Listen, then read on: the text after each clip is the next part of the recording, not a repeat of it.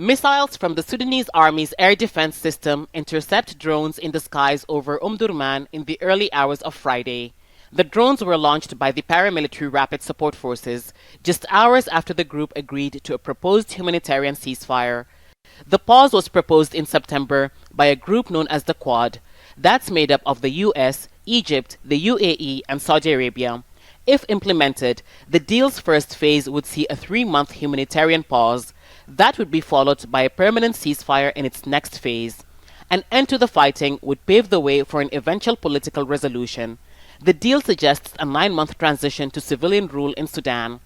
3 years of fighting has split Sudan, with the RSF controlling the Darfur region, parts of Kordofan, and the border triangle between Sudan, Libya, and Egypt.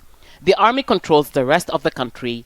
It says the RSF should withdraw from cities it controls for there to be a ceasefire. The temporary ceasefire that is being proposed, if both sides agree to it, would be the longest since the fighting began, but it definitely isn't the first. There have been numerous ceasefires in the past and most have been violated. But because the RSF now controls nearly all of the western region and most of the Kordofan area, there is fear that this ceasefire may not only end the fighting, but break up the country.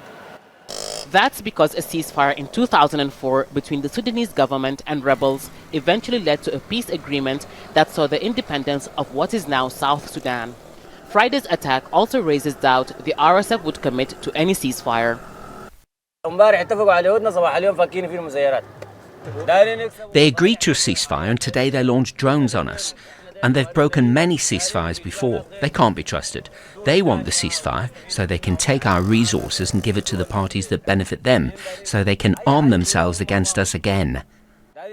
If they really can commit, they would have committed to the UN Security Council resolution regarding al-Fasher and broken the siege, not killed them with hunger, thirst and attacks.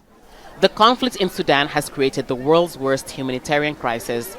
And as the Quad pushes for a ceasefire, both sides continue to fight to preserve the territories they control and gain even more ground. Hiba Morgan, Aljazeera, Khartoum.